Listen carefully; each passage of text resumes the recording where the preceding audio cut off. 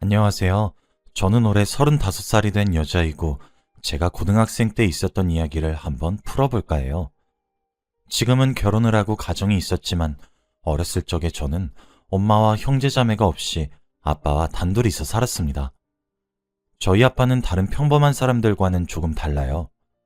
저희 아빠는 뇌졸중 증상이 있으셨는데 그때는 병원비가 여유치 않아서 수술을 계속 미루다가 결국은 수술을 해도 완치를 하지 못하는 경우까지 가버렸죠. 그래서 저희 아빠는 말을 하지 못합니다. 매번 어버어버 거리시며 말을 하시는 게 처음에는 힘들었지만 그래도 나중에는 수첩과 펜을 지니고 다니시며 저와 의사소통을 하셨어요.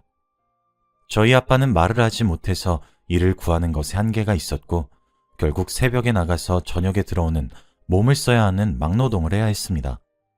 저는 그런 아빠가 전혀 부끄럽지 않았고 저에게 늘 다정다감하게 대해주시면서 정성스럽게 키워주셔서 그런 아빠가 너무 좋았어요.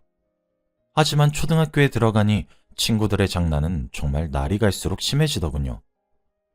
저희 동네는 좁아서 초등학교가 하나밖에 없었는데 다들 저희 아빠가 말을 하지 못하는 장애인인 것은 다 알아요. 그리고 저희 집이 가난하다 보니 매일 늘어진 티셔츠에다가 낡은 신발, 그리고 해질 대로 해진 청바지를 입고 학교를 갔죠. 그러니 친구들은 냄새나, 너랑 안 놀아! 라고 하던가 혹은 제 생일날에는 비누를 저에게 주며 야, 이걸로 좀 씻고 다녀! 라고 하였습니다. 그래도 그때는 그런 친구들의 행동은 다 장난이라 여겼고 기분도 그렇게 나쁘지 않았어요. 그런데 초등학교 고학년이 되니까 아이들이 점점 머리를 쓰면서 지능적으로 저에게 폭력을 쓰더라고요. 담임선생님 몰래 제 책상 밑에 있던 교과서들을 다 찢어놓고는 거지는 공부하면 안 돼 라고 하거나 혹은 숙제를 한 공책들을 숨겨놓고 저 혼자 벌 청소를 하도록 시키고 청소를 하고 있으면 자기들이 쓰레기를 더 만들더라고요. 그래도 저는 묵묵히 반항하지 않고 졸업이라도 하자는 생각으로 그들의 폭력을 견뎠습니다. 저는 그래도 그런 환경 속에서 성적도 나름 좋은 편이어서 선생님들이 저를 좋아했고 선생님은 제가 괴롭힘을 당하는 것도 알고 계셔서 그 친구들을 자주 혼내기도 하셨거든요. 그런데 그날은 제 생일이었는데 저를 괴롭히던 친구들이 저에게 줄 선물이 있다며 따라오라고 했고 그때 저는 너무 순수해서 드디어 괴롭힘에서 벗어날 수 있다는 생각에 들뜬 기분으로 그 친구들을 따라갔습니다. 그런데 친구들은 학교 뒤편에 있는 주차장으로 저를 데려가더라고요. 저는 얼마나 크고 무거운 선물이길래 이렇게 사람이 없는 곳으로 데려가나 싶었는데 갑자기 그 친구들이 저를 둘러싸겠습니다. 그 무리 중에서 우두머리인 친구가 저를 밟으며 내가 너 같은 애랑 비교를 당해야 돼? 넌 거지에다 엄마도 없고 장애인 아빠를 가지고 있으면서 왜 나보다 공부를 더 잘하고 선생님은 왜 너를 더 좋아해? 라고 하는 게 아니겠어요? 알고 보니 친구의 부모님은 저를 비교 대상으로 삼아서 어떻게 엄마 없고 말 못하는 아빠의 자식보다 더 성적이 낫니? 라고 하셨나 봐요. 그게 계속 쌓이다 보니 그 친구는 화가 나서 제 생일날 밟은 것이고요. 저는 너무 억울하고 화가 났지만 그 상황에서 제가 할 수 있는 것은 없었고 저는 어쩔 도리가 없어 당하기만 했어요. 그렇게 집으로 돌아갔는데 아빠는 제 몰골을 보고 굉장히 놀라시며 어버어버 거리셨죠. 아마 어디서 누가 그랬냐고 물어본 것 같아요. 저는 너무 눈물이 났고 제가 맞은 게 다 아빠 탓 같아서 눈물을 흘리며 방으로 들어가 문을 잠궈버렸습니다. 저는 베개에 얼굴을 파묻고는 펑펑 울어버렸죠. 도대체 제가 무슨 잘못을 했길래 이런 폭력을 당해야 하는지. 만약 아빠가 말도 다른 아빠들처럼 잘하고 엄마도 살아계셨다면 이런 일은 안 당했을 거예요.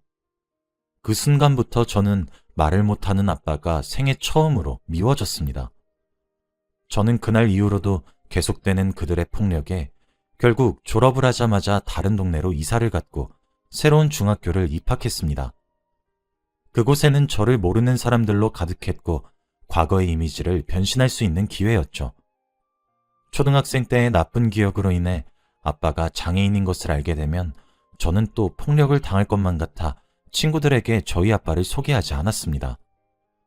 중학생이 되니 외모에도 관심이 많아지고 치마도 짧게 줄이고 화장도 과하게 많이 했습니다. 그때 저는 사춘기였어서 유행에 민감했고 저는 돈이 없던 아빠에게 아빠, 나 요즘 유행하는 패딩 사줘. 나만 없단 말이야. 라고 하니 아빠는 항상 저에게 돈이 없다고 하지만 학교를 마치고 집으로 가면 늘 패딩이 있었습니다. 저는 철없이 아빠한테 이거 사달라 저거 사달라 고집을 피우곤 했죠. 당연히 제 성적은 날이 갈수록 바닥을 쳤는데 아빠는 저에게 화도 내시지 않고 그저 묵묵히 기다려주었습니다.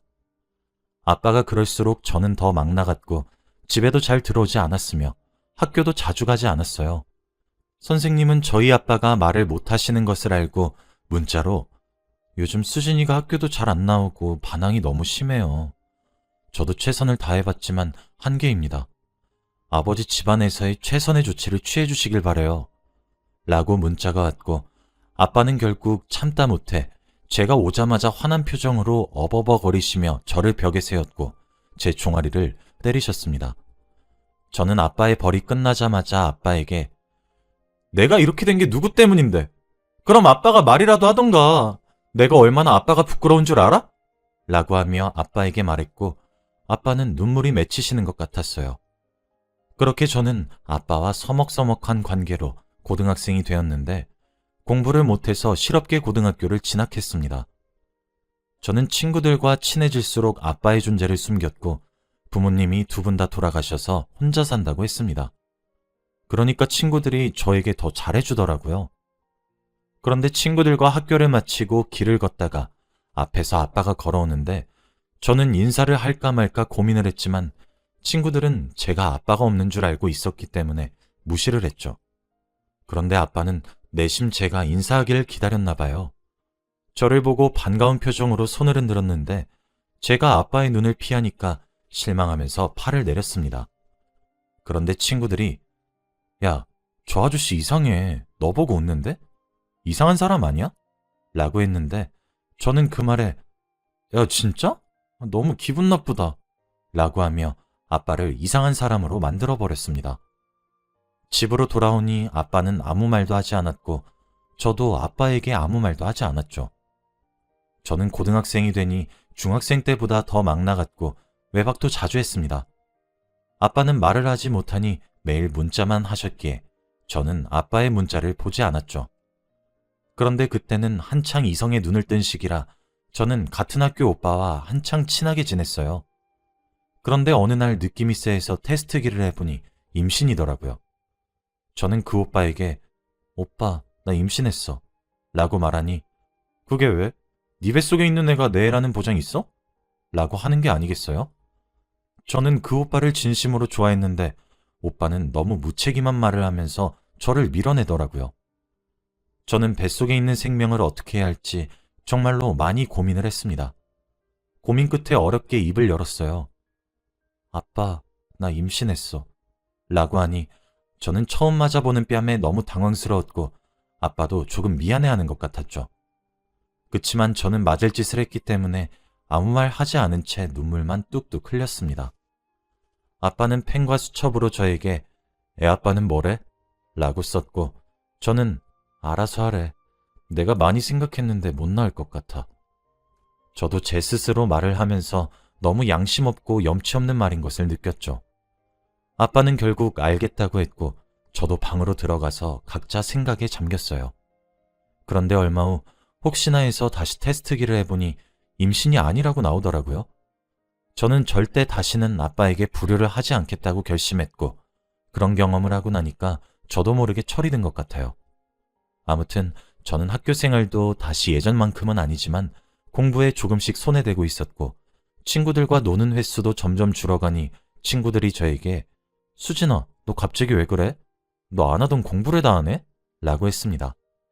그런데 다들 제 공부를 응원해주고 도움을 많이 주었습니다. 그런데 어느 날 학교 수업 시간에 체육이 있었는데 제가 실수로 체육복을 집에 두고 온 겁니다. 체육 수업 시작이 몇 분 남지 않아서 빌릴 시간이 촉박했고 저는 선생님께 혼날 각오를 하고 있었는데 그때 저희 반으로 누군가 찾아왔고 저는 그 사람의 얼굴을 본 순간 너무 놀랐어요. 바로 저희 아빠였거든요. 아빠는 제가 체육복을 두고 간 것을 알고 집에서 학교까지 가지고 온 것이었습니다. 다들 낯선 사람의 등장에 전부 다 아빠에게로 눈길이 쏠렸고 아빠는 저를 보며 오라는 손짓을 했습니다. 어쩔 수 없이 아빠에게 다가갔는데 그때 반으로 들어오던 친구들이 어? 수진이 아버지세요? 아, 맞다. 수진이 아버지 없지?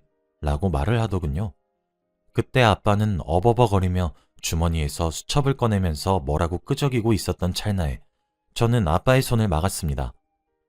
예전에 친구들에게 아빠가 없이 혼자서 살고 있다고 거짓말을 했었는데 이렇게 아빠가 나타나면 제 거짓말은 들통나는 거고 저는 초등학생 때 당했던 폭력을 또 당할까봐 저도 모르게 아빠는 무슨 옆집 아저씨야. 나 아빠 없잖아. 라고 해버렸습니다. 아빠는 당황을 하면서 글을 쓰던 손을 멈췄고 친구들은 아, 역시 라고 했죠. 저는 아빠에게 아저씨 고마워요. 얼른 들어가세요. 라고 했습니다. 저는 아빠에게 너무 미안했지만 그 당시에 저는 어쩔 수 없었어요. 저는 학교를 마치고 집으로 돌아가면 아빠 얼굴을 볼 자신이 없어서 그날은 친구 따라서 친구의 집으로 갔습니다. 그런데 친구는 너무 평범하고 엄마, 아빠, 그리고 동생까지 아주 화목한 집안이다 보니 엄마가 없는 저는 친구의 어머니가 저에게 수진이 배 많이 고프지? 아줌마가 금방 차려줄게. 라며 아주 다정하게 말씀을 해주시는데 처음 느껴보는 엄마의 손길에 저는 눈물이 조금 맺혔습니다. 5명이서 도란도란하게 밥을 먹는데 생애 처음으로 느껴보는 가족 같은 분위기에 너무 행복했고 친구의 집에서 살고 싶더라고요. 엄마가 없고 아빠가 말을 못해서 저는 항상 밥을 먹으면 아무 대화도 없이 먹어야 하는데 친구의 집은 대화가 끊길 틈도 없이 다 같이 오늘 있었던 일들을 말하며 저녁 식사를 했습니다. 그때 아빠가 너무 미웠고 그냥 저를 이 집으로 입양시켰으면 좋겠다는 생각까지 했습니다. 그렇게 친구 집에서 자고 집을 들리지 않은 채 바로 학교로 갔는데 선생님께서 수학여행 공지를 하더라고요. 수학여행은 놀이공원을 간다고 했고 저와 친구들은 기대를 잔뜩 하면서 수학여행에서 무엇을 입을지 행복한 고민을 했습니다. 저는 이틀 만에 집으로 돌아가서 아빠에게 수학여행을 보내달라고 말을 했죠. 그런데 수학여행 비용은 꽤나 비쌌기 때문에 아빠는 안 된다고 했어요. 그때 저는 부모님이 자식 수학여행 보내주는 건 부모의 도리라고 당연한 것이라고 생각했고 친구들과 하루 종일 짰던 수학여행 계획이 무산되는 것이 너무 속상했죠. 아빠, 이게 뭐가 많아. 부모로서 도리를 해. 이젠 가난도 너무 지겨워. 딸, 정말이야. 수학여행 비용이 우리 5일치 생활비인데 이번 한 번만 아빠가 부탁할게. 아빠가 한 번도 이렇게 부탁한 적 없잖아. 수학여행 가면 우린 굶어야 해. 아빠, 내가 이런 말까진 안 하려고 했는데 아빠가 장애인이니까 일을 안 시켜주는 거 아니야? 저는 아빠에게 모진 말을 내뱉고 방으로 들어왔는데 아빠에게 너무 죄송스럽더라고요. 그래도 이제 와서 사과를 하면 제가 지는 기분이라 아빠에게 아무 말도 하지 않았고 다음날 아침에 아빠는 흰 봉투를 식탁 위에 얹혀놓고는 수학여행비야 라고 쪽지를 남기고 출근을 했습니다. 그래, 이렇게 줄 거면서 이왕 주는 거 시원하게 주지 라고 생각했어요. 그렇게 저는 수학여행을 갈 수 있었습니다. 제 수학여행 돈 때문인지 아빠는 저녁에도 일을 한다고 집에 잘 들어오지 않았고 저는 아빠 걱정은 하지 않은 채 하루 종일 집에서 수학여행 가는 날만 기다렸어요. 그렇게 수학여행 가는 날이 되었고 저는 그곳에서 쓸 용돈이 필요했죠. 아빠에게 아빠, 나 용돈 줘 라고 했습니다. 수진아, 수학여행비 메꾼다고 아빠 요즘 일 많이 하는 거 알잖아. 제발, 응? 아빠, 그러니까 돈이 더 생길 거 아니야. 그냥 돈 줘. 아니면 확 집 나가버린다. 라고 했죠. 아빠는 놀고 있으면 계좌이체 해줄 테니까 통장 가지고 수학여행 가.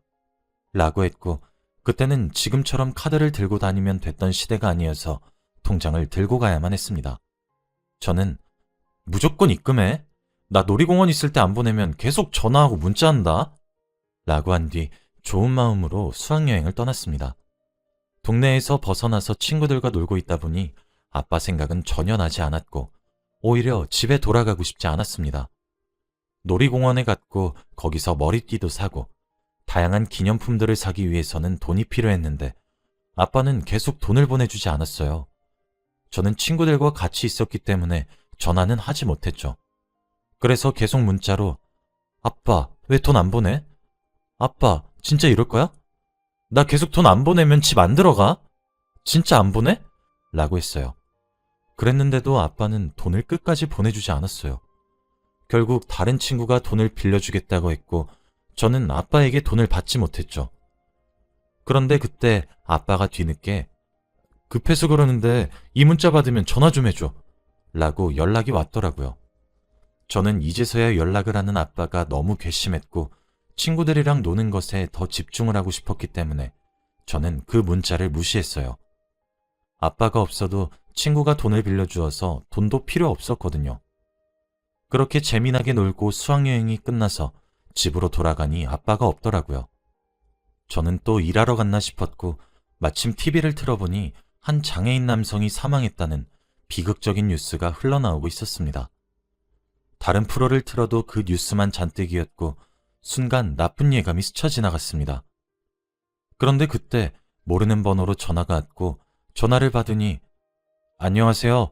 여기 경찰서인데 김현철 씨 자녀분 맞으세요? 얼른 지금 오셔야 할 것 같은데요. 라고 하더군요. 저는 급히 옷을 챙겨 입고 바로 경찰이 말하는 장소로 갔어요. 그런데 어떻게 그럴 수 있는지 그 비극적인 뉴스의 주인공이 바로 저희 아빠였습니다. 경찰의 말을 들어보니 아빠는 놀이공원에 있을 저에게 돈을 보내주기 위해 은행으로 갔는데 그때 마침 강도가 들이닥쳤다고 해요.